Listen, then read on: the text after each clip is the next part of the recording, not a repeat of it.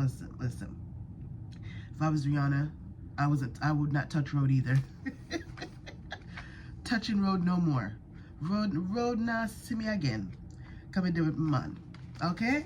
Me do one with my man and me two picnic them. Me not touch road again.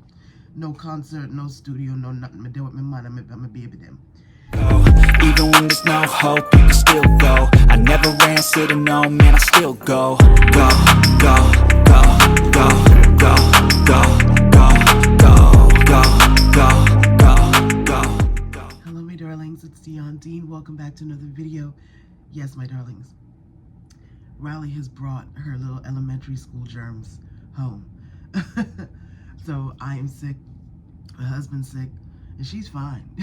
She's nilly-willy.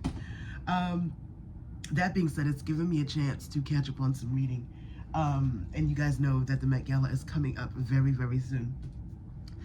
So I was like, you know what? Let's talk about a few things. I want to talk about the Met Gala, but I also have some thoughts that I've been writing down in terms of luxury and where we are in luxury.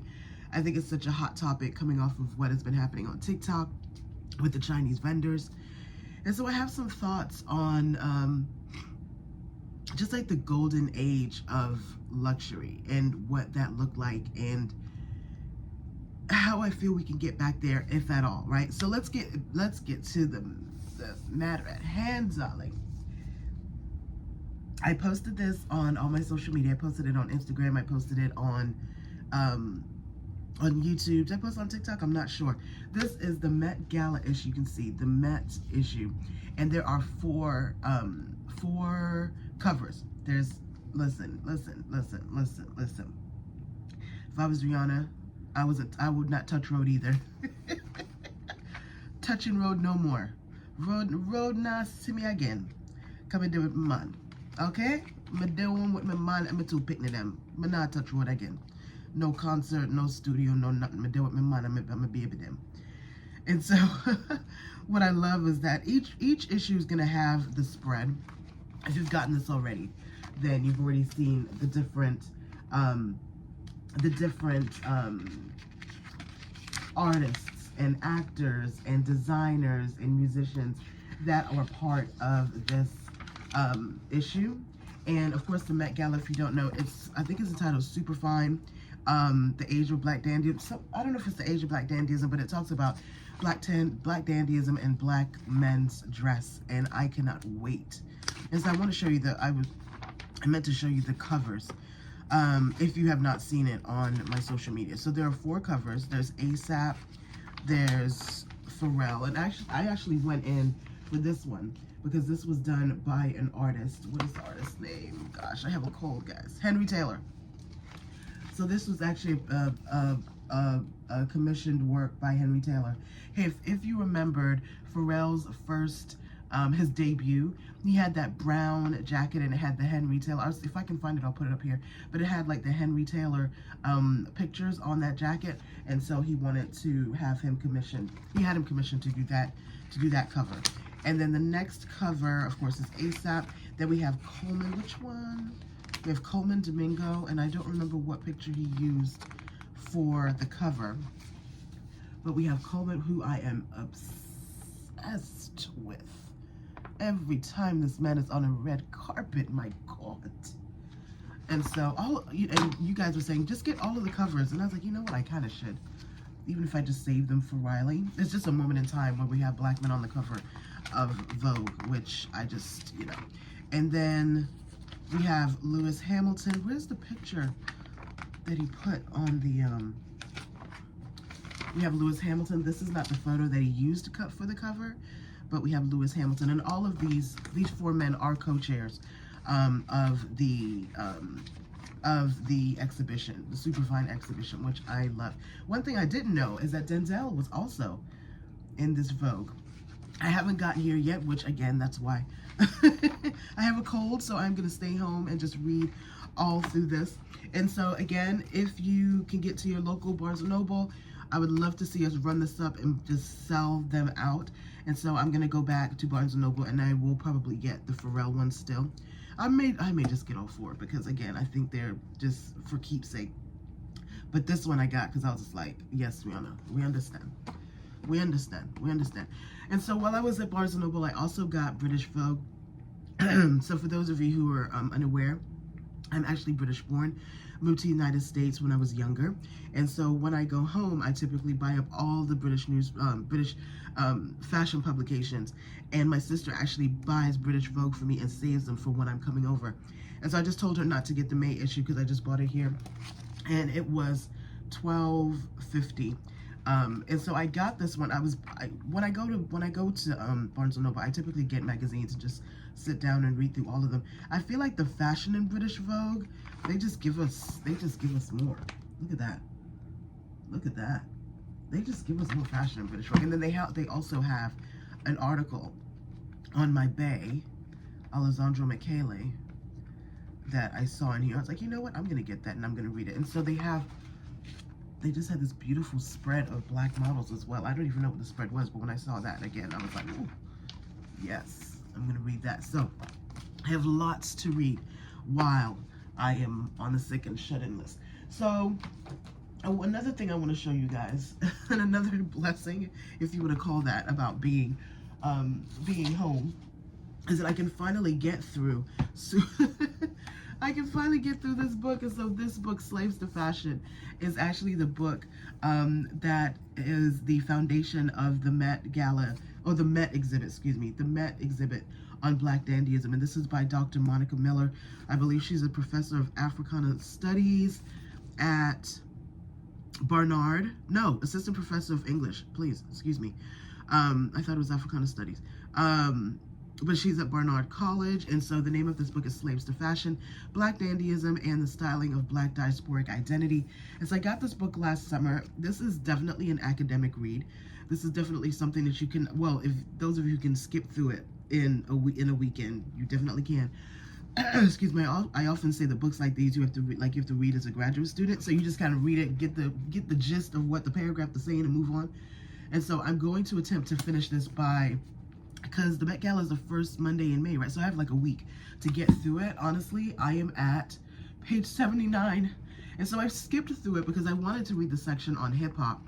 Though I don't have much to read because there's a lot of notes in the back. There's about 100. Oh gosh, that's a lot of notes. So 283. Okay, so I can get through this. I can get through this by this weekend. I'm just gonna sit down and get through it because it's such a good read. It really is, in the history of it, and the way that it talks about just not African American or dandyism and black dress, or black dress in America, but just globally, in Africa, in Europe, which I always thought of my father as a dandy. My father went to England in the 1950s, and my father was a big believer in dress, and all of my uncles were a big believer in dress up. I'll put a picture up here. We were going through pictures and I found this picture of my dad and I was like, my father was fine. I was like, I ain't never seen this picture before. My father, yeah. Daddy was a looker. Daddy was a looker. And he loved to dress. Anyway, I'm gonna leave a link to all the books that I'm gonna share with you. But this one, if you are going to go to the exhibit, this is definitely something that you want to read. Again, it's a very dense read, but it's a dense read, but it's definitely worth your time. And again, I got this last summer and I just been sitting on it. So I'm gonna finish this by Monday. So Slaves to Fashion, another book, and if you've been a part of my fashion chats, I feel like I shared these with you already. But this one is Dandelion, the Black Dandy in Street Style. And this one just has a lot of examples of men all over the globe, well-dressed black men. Well, I think it has, well-dressed black men from all over the globe. I love this picture. I love that picture. I think when I talked to you guys the last time about this book, I talked about the Chicago boys. I remember falling in love with that picture in Chicago. Designers and tailors. It talks about artists. It has Janelle Monáe in here. So it just has a bunch of pictures. Jadonna. I love the emphasis on African style as well. New Orleans. And so these are just good to have in your library. I have these on the coffee table. So people are just like, oh, what's this? So just love. So that's Dandelion. And again, I'm going to leave a link. Dandelion, Black Dandy, and Street Style. You cannot talk about, and I'm going to talk about this in a minute too. You cannot talk about Black men in style without talking about Dapper Dan. Love Dapper Dan down. I referenced him in the video I did, the last fashion chat, and called him the father of logomania for Black women and men or lovers of hip hop around the globe. He is he is the father of Black style for me when it comes to hip hop dress, when it comes to logomania, when it comes to the flex.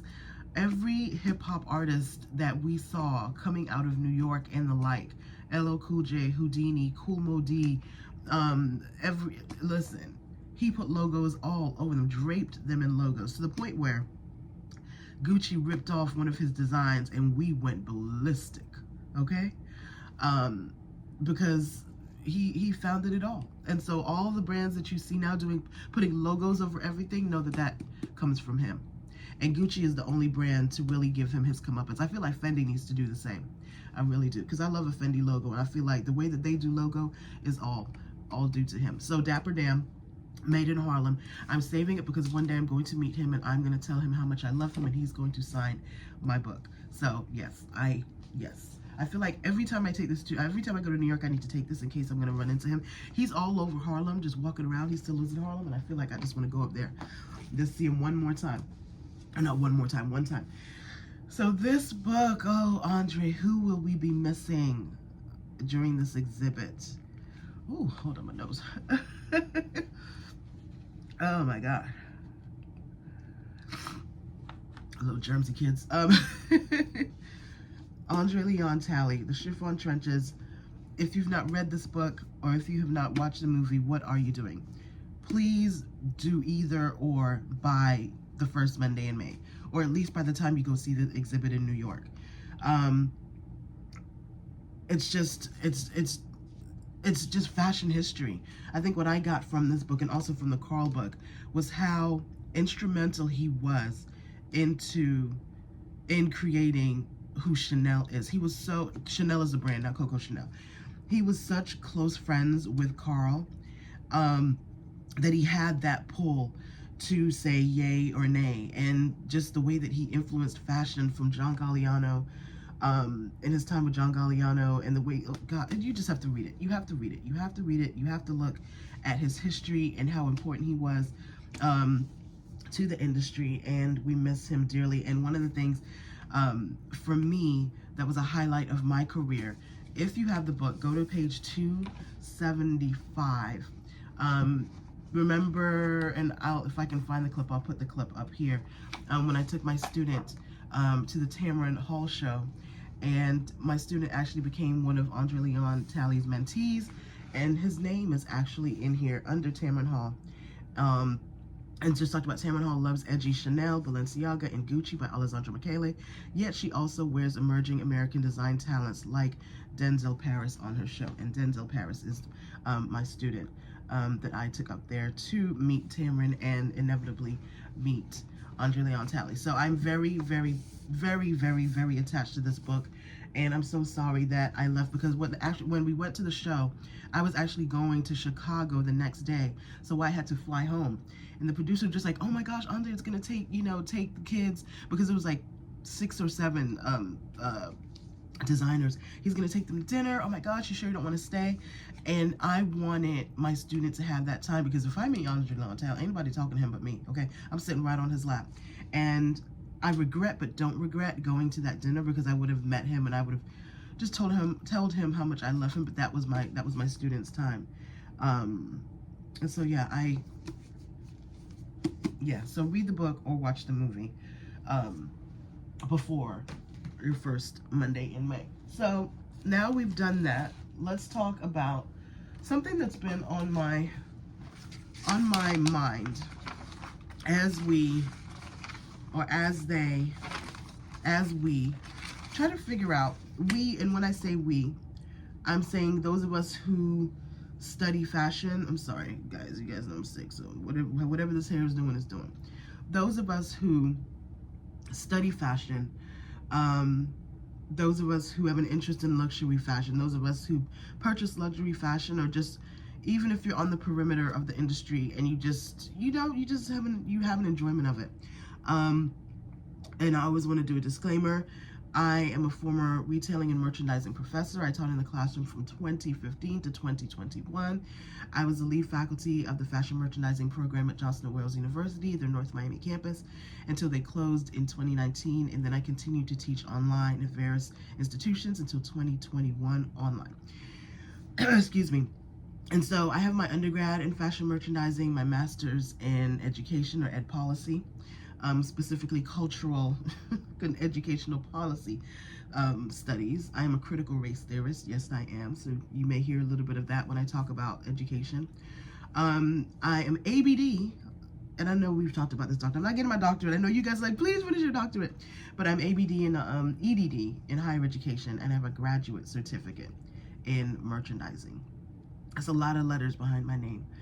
And I say that because I'm not trying to, I say that because I'm saying that because I'm hoping that you're hearing it from the academic point of view and not just emotion and opinion.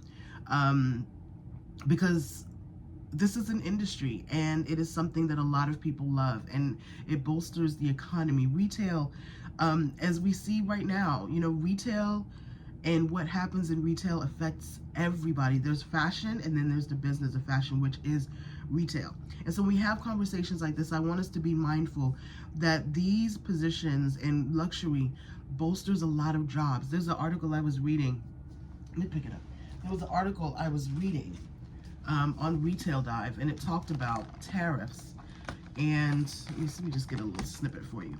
And it talked about Riley did not charge my iPad, Lord Jesus. Let me see if I can pull it up real quickly. It talked about the amount of money. Beginning in May, layoffs will surge in trucking, logistics, and retail, especially in small independent stores that sell hardware, toys, and men's clothing. With 9 million people working in trucking-related jobs and 60 million people working in the retail sector, the downside risks to the economy are significant. Labor market expectations remained bleak in April. Even more concerning for the path of the economy, consumers anticipated weaker income growth for themselves in the year ahead. So when we, as the consumers, and this is roughly 60% of consumers this month, spontaneously mentioned tariffs during survey interviews, an increase of 16 percentage points compared to March. Tariff worries span the political spectrum, with 59% of independents and 44% of Republicans referencing the import duties. So I'm saying all that to say that retail is not just what bag are you buying and who's making that bag. It's so much bigger than that. And this article is from Retail Dive. Consumer expectations plunge as fastest paced since 1990 recession. So I will leave this in the description box. Anyway, so I've been trying to figure out what the heck is going on with luxury. Like, why is it going through so many bumps and curves? And I'm going to give you my perspective. I'm going to say it flatly. I feel like the reason why brands are dying off and not making the money that they had made in the past, it is because of the lack of a polarizing figure at the helm. And I'm strictly going by my experience, my thoughts, and what I have studied at the graduate level. I studied mania in luxury and why people buy what they buy and how they buy what they buy. And I'll leave some books on why she buys and different things that have to do with consumer confidence in the description box. So, and I have my notes here. I'm telling you guys, I'll be writing, okay? So when I go to TJ Maxx and I'm getting notebooks, know that I'm writing all the time. I need to get the thoughts out of my head and onto paper. So back in the day, this is just experience. This is not what this is from what I'm sensing, what I'm feeling, or what I remember. Back of the day, creative directors had a sort of cult-like following. I'm sorry, guys. I know that's not the best thing to do, but me dripping all over you guys is not the best thing either. I'm going to run through a few names, and those of you who came up in the late 90s, early 2000s, maybe you have watched some Bryant Park shows, and maybe you've just been an aspirational customer, as I have been back in those days, or I had been back in those days. We had Tom Ford at Gucci, and then Tom Ford at Saint Laurent, Marc Jacobs at Vuitton, Alexander McQueen at Givenchy, Galliano at Dior. We had Gianni Versace. We had Karl Lagerfeld at Chanel and Fendi. We had Michael Kors at Celine. Alessandro, and then, so this is just back in the day, right? If we think about those names, I know for me, I would watch the shows, and it's not that it was Gucci. I was in love with Tom Ford, right? And we can see it through Jay-Z's song, Tom Ford, right? Tom Ford was so larger than life that I wanted a piece of Tom Ford, not necessarily Tom Ford at Gucci, because when Tom Ford left Gucci, went to Saint Laurent, like, we followed him, right? Marc Jacobs brought ready to wear to Vuitton. Marc Jacobs' legacy is so powerful. Hear me when I say this. They will not let Marc Jacobs go. If I was the current creative director, if I was Nicolas Guesquier, I would be so mad that you keep on bringing up this man's name in every meeting, that you want to keep re-releasing his bag. They brought the Murakami collection, multiple drops. Denim collection, multiple drops. They will not leave this man's legacy alone. Why? Because he was larger than life as the creative director. I want to say it was like 13 years he was creative director. But people bought into Vuitton, not because it was Vuitton.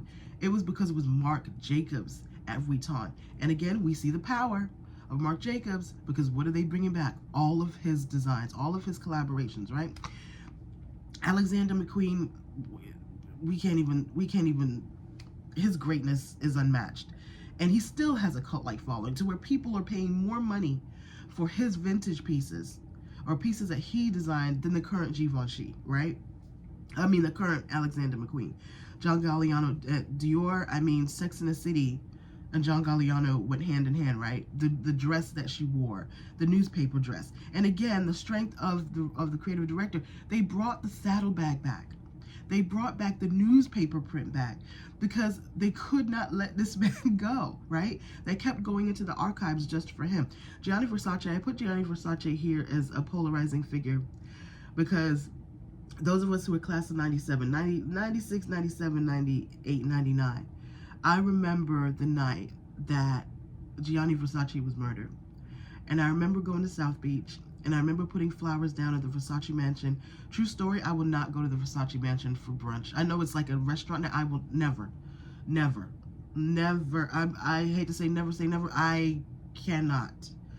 Because I remember that night, and I remember how fashion girls and boys bawled. I remember on South Beach, they hadn't caught his killer yet.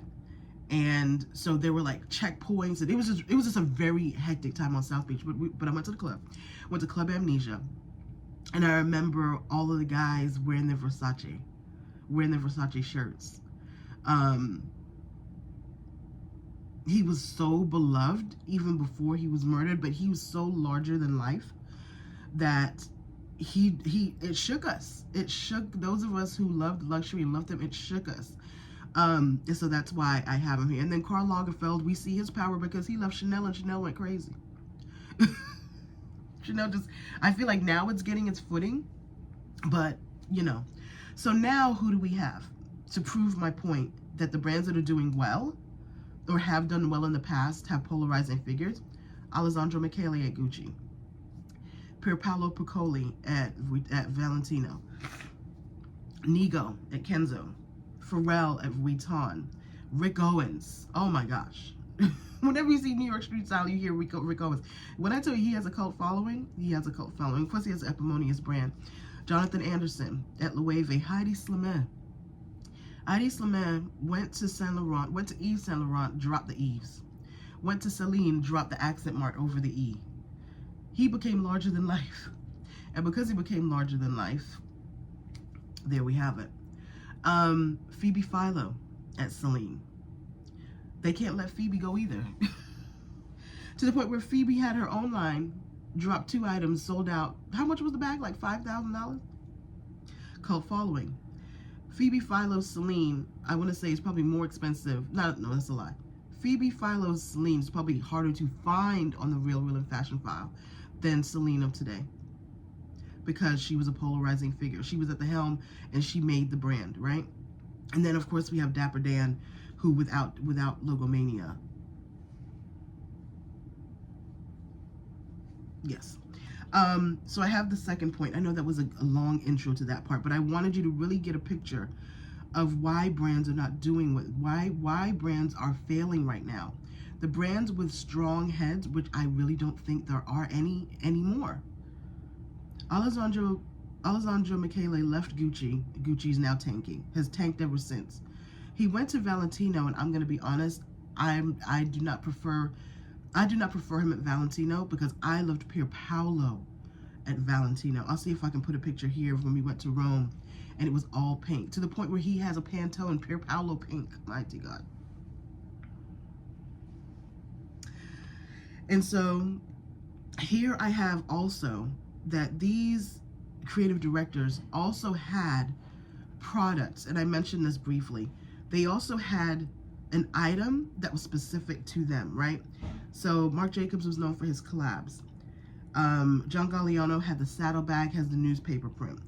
Phoebe Philo, that phantom bag, the cut of the clothes. When people talk about quiet luxury, I'm like, y'all are new to this.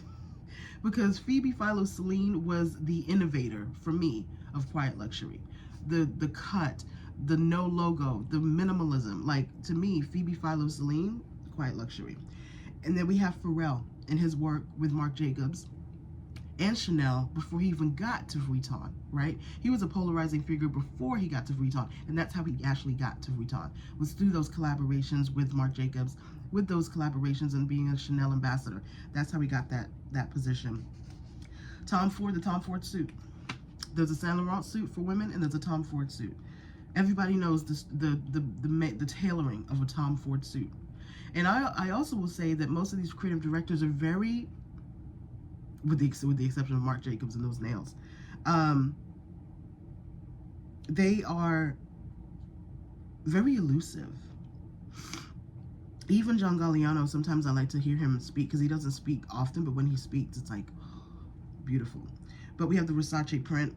We have Alessandro and Dapper Dan with Gucci. So all of these, and Alessandro is known, of course, for vintage and the archives, because he was the accessories designer before they made him the full creative director of Gucci. But again, he left, and what's happening with Gucci? Ever since he left, or was made to leave, the brand has been struggling, right? So the third point I want to say about that is, when you have a polarizing figurehead, when you have a creative director that's larger than life, and when I think about that, I really just think of Karl Lagerfeld. He was so much larger than life. He said some awful things about people, but we still loved him. It's like, yes, Karl, you can call me fat. I just want you to do it. Nobody else can call me fat, but you can call me fat, right? When you have a polarizing figurehead, price doesn't matter. Price doesn't matter. The Pharrell, I've told you multiple times, the only brand that I would spend full price for right now would be Pharrell's Vuitton. Nobody else. Nobody else. There's nobody that's just like, I have to get a piece of that. I have to get a piece of his vision. I have to get a piece of what he's creating, or what she's creating. I will say Sarah Burton at Givenchy, who used to design for Alexander McQueen, some of her pieces though. I know there are some Prada heads, just like with Rick Owens, who they just love everything she does. Love everything she does. Love everything that Rick Owens does. And because those people who have that cult following can charge whatever they want to charge, right? I want to say that price doesn't matter when you believe you're buying art. We don't believe we're buying art right now. And I'm out of the conversation of ready to wear, because I don't wear ready to wear. I'm sized out of it. But when I tell you that I wanted every piece of ready-to-wear that Aliza, as a matter of fact, I feel like I tried, you know what? Let me go and check the real, because there were some sweaters that he made I can squeeze into. But you're invested. I wrote down you're invested in the brand. You're invested in the storyline. These brands right now don't have a storyline. Couldn't tell you what the storyline is. They're priced high for no reason. You're trying to figure out why this bag is $4, $5, $6, $10,000, and there's no storyline. Hermes, I feel like, can charge what they charge because they do have a storyline. Other than that, no. And then meaningful collaborations. That was another thing I thought that would bring people back into stores, right? Because those meaningful collaborations drove sales. Here I have all of the Gucci collabs, even though the Gucci Adidas one was trash, I'm not gonna lie. But the Gucci Balenciaga hack, what? Before Balenciaga went crazy? What? Are you kidding me? The Fendi Versace, Fendace, monumental, right? There were just a bunch of collabs that people bought out and sold out because it made sense. And I think that if we don't get back on track, and if we keep on having these creative directors shift around every 3 to 5 years, we're not going to get it back. Marc Jacobs was at Vuitton for how many years? 13 years. Like, yeah. So that's my take. That's my take on luxury fashion and accessories, and what I think brands need to do to pull it back. Again, I'm pulling from, is Maverick in the back? Again, I'm pulling from Studying Mania and why people buy what they buy. Let me know in the comment section, why do you buy what you buy? Why do you spend what you spend on these brands? Is it the creative director? Is it just the brands? Is it the style of the bag? Let me know in the comment section. For me, growing up in fashion, I was definitely wanting to be a part of that brand because of the creative director. Love Marc Jacobs down even till now. I have the biggest crush on Tom Ford. I know Tom Ford ain't looking for me, but I'm looking for him. All right, my darlings, I'm gonna go. I hear my husband out there making soup. I'm gonna go and have some soup, lay down. Actually, I need to go pick up Riley and then come back. I will be back with videos hopefully tomorrow, or like be in the streets tomorrow. The mystery boxes are up, and so if you purchase this week, I will go and shop them this week.